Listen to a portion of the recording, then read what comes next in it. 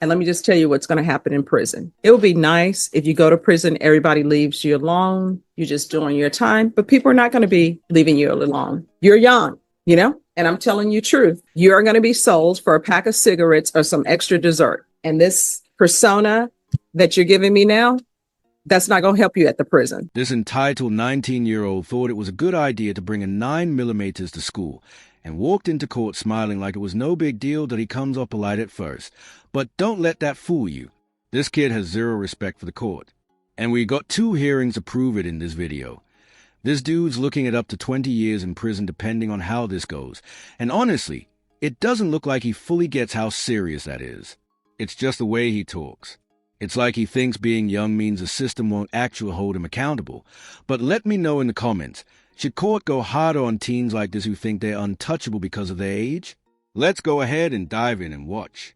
All right. Are you Mr. Chavez? Yes, ma'am.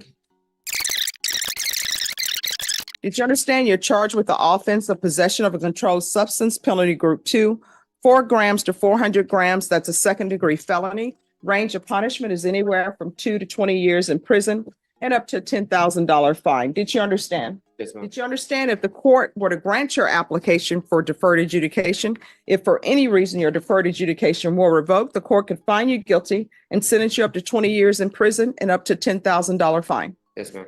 Counsel, has your client been able to provide you with any defenses? Court will find that defendant has knowingly and voluntarily waived his right to jury trial. Showing you the plea bargain page. Did you review that with your attorney? Did you understand? Yes, ma'am. According to the plea, there's a $500 fine. State recommends deferred adjudication in the DOEP course. Did you understand that to be the plea? Yes, ma'am. Showing you outside the agreement, the state is requesting that your deferred adjudication be for a term of 3 years. There be a TAP evaluation and 120 hours community service restitution. Did you understand that was a recommendation from the state and the court does not have to follow that recommendation? Yes, ma'am. Then to the offenses charged, how do you plead? Guilty, not guilty, or no contest? No contest. State any evidence. State offer states exhibit 1 all happens. No objection. Court will find that defendant has knowingly and voluntarily waived and consented to stipulation of testimony and stipulations. Court will accept into evidence states exhibits 1 and attachments and review the same. All right, after reviewing states exhibits 1 and attachments, the court will find there is sufficient evidence to find you guilty. The court will defer finding of guilt as you apply for deferred adjudication. Are you proceeding with sentencing? Yes, Judge. Anything you wish to say on behalf of your client? Yes, Judge. Isaac was 18 years old when this incident occurred. He's now 20 years old. I think he's wiser for the events that happened. As the court probably saw, he was shot twice because of this. He was almost at the end of his deferred, or is at the end of his deferred. We're going to hear in just a moment. And he would like to do the TAP evaluation out in the world. He almost, but for this incident, was successful in completing that deferred adjudication. All right, who is Dynasty Chavez? That's my cousin. And how old is she? Now she's 18, I believe. And who is Roxanne Chavez? That's Dynasty's mother, Matia. And how old is she? Can't tell you for sure. Maybe early 30s.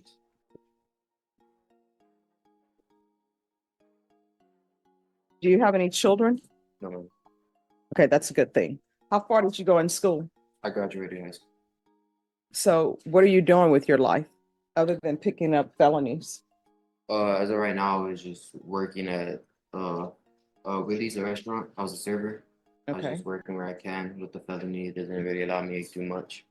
I'm sorry? With the felony, it doesn't really allow me to do much. So I just work where I can. Well, it sounds like you need to try to go to a trade school and do something else. I've had clients before who have been welders and they've had felonies. You just have to let them know up front what your charges are and how you've changed if you have changed. If you haven't changed, of course, nobody's going to take a chance on you. You understand? Yes, ma'am. All right. This is what the court will do. There's a $500 fine. That would be probated. Who do you live with? My grandfather, What's his name? Alfred Chavez. I'm sorry? Alfred Chavez. All right. And where are your parents? My mom, she's here in the courtroom with me right now, but I don't know who my dad is. Okay. Where's your mom?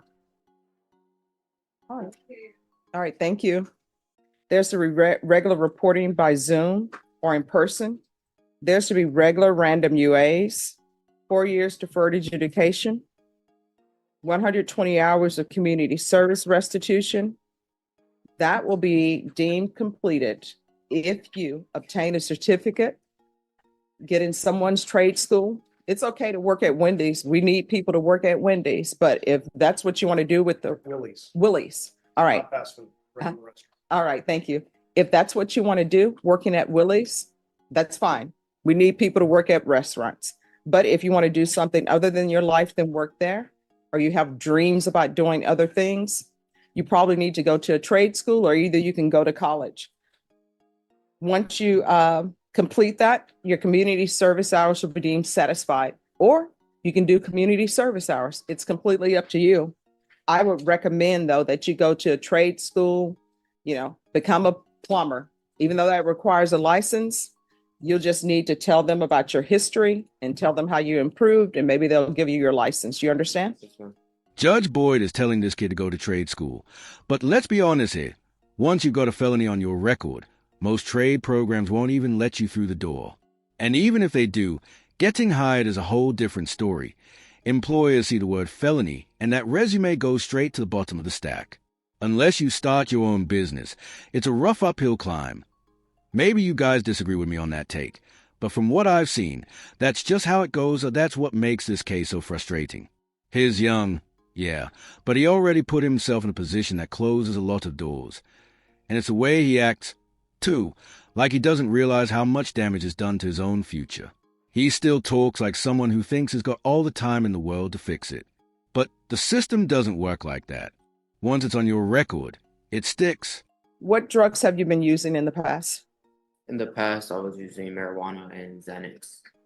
All right.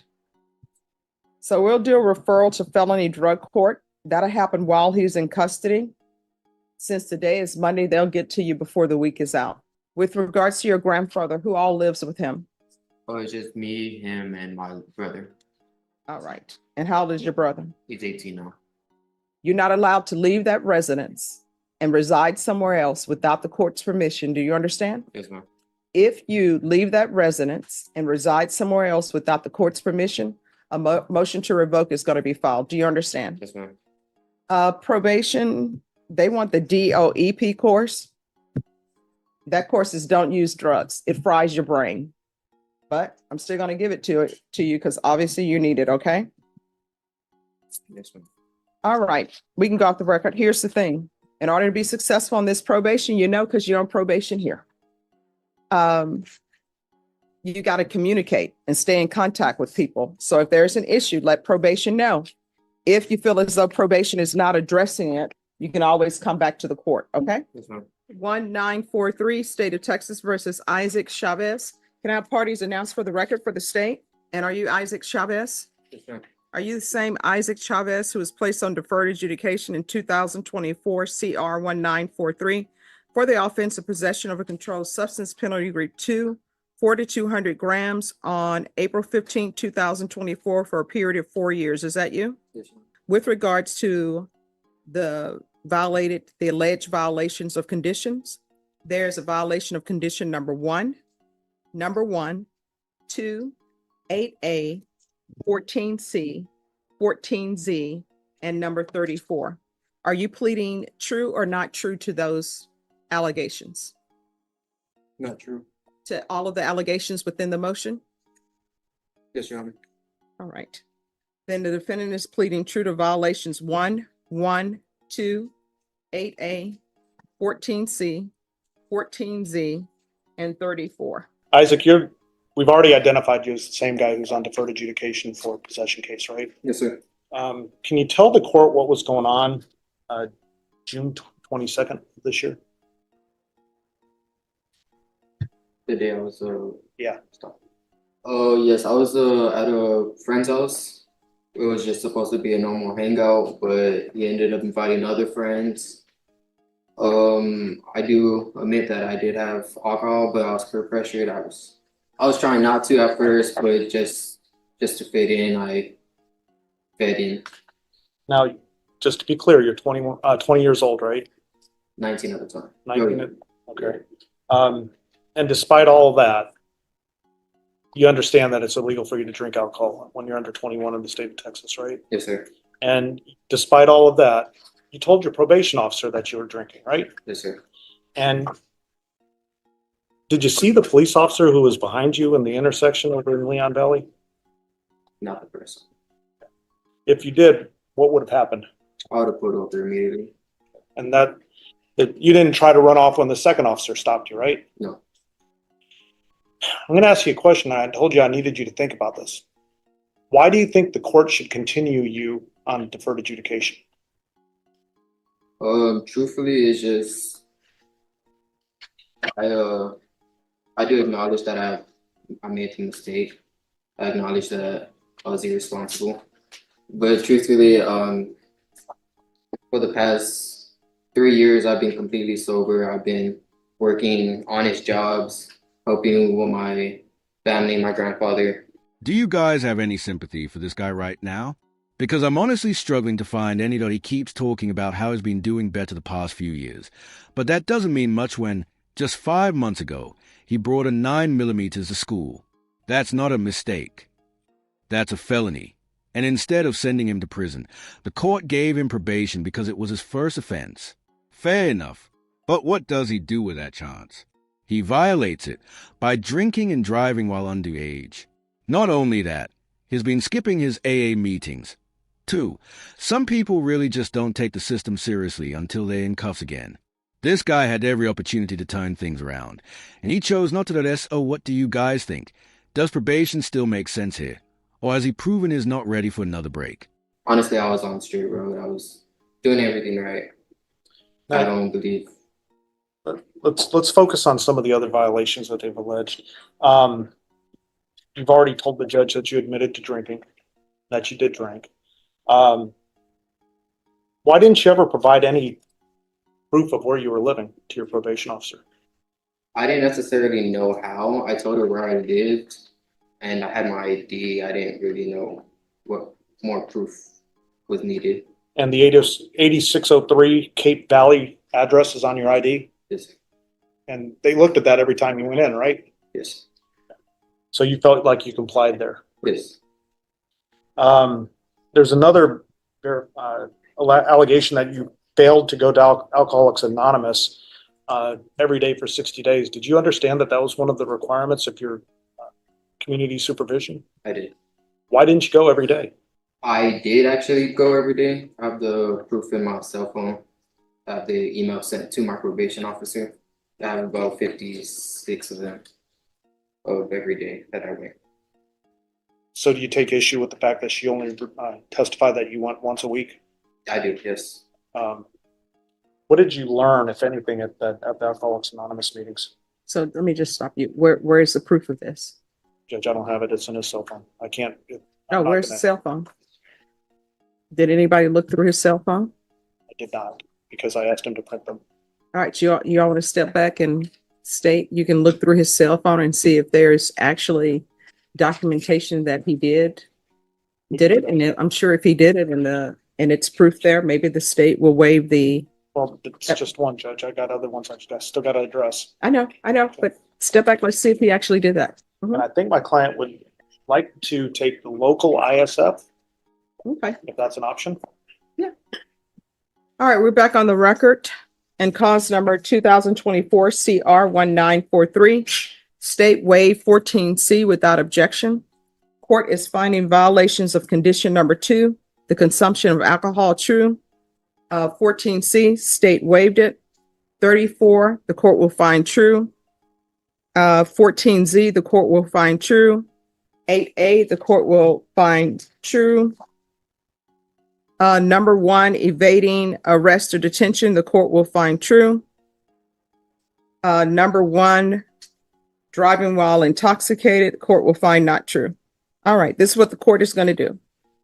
Court is going to deny the motion, alternate amend conditions to include probation. Since I'm denying the motion, do you recommend local ISF or state ISF? Because it appears we have alcohol issues as well. So it's going to be state ISF, and there's to be partial GPS for employment only upon release. And I'll ask that GPS fees be waived. All right, we can go off the record. You had better start doing better. Otherwise, you're going to prison. And let me just tell you what's going to happen in prison. It will be nice if you go to prison, everybody leaves you alone. You're just doing your time, but people are not going to be leaving you alone. You're young, you know, and I'm telling you truth. You're going to be sold for a pack of cigarettes or some extra dessert. That's what happens at the prison sometime. And this persona that you're giving me now, that's not going to help you at the prison. And maybe people will start fighting with you. Maybe sometimes somebody at the prison be like, I don't feel like fighting with him today. They may say, yeah, I feel like fighting with him today. And that's what you're going to be doing. And the fact that you're young and you're doing dumb stuff is not going to help you at the prison. Do you understand? Yes, ma'am. All right, good luck to you. Let me know in the comments if you think Judge Boyd went too soft on this entitled Brad.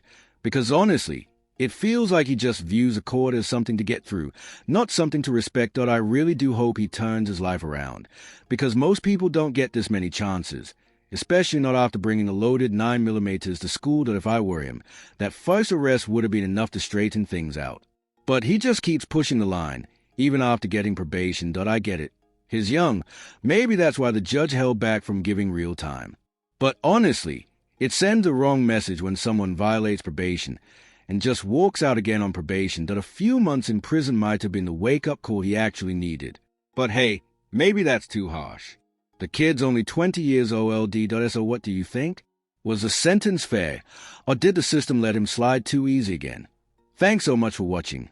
Guys, make sure to like and subscribe. I'd really appreciate it. I'll see you in the next one.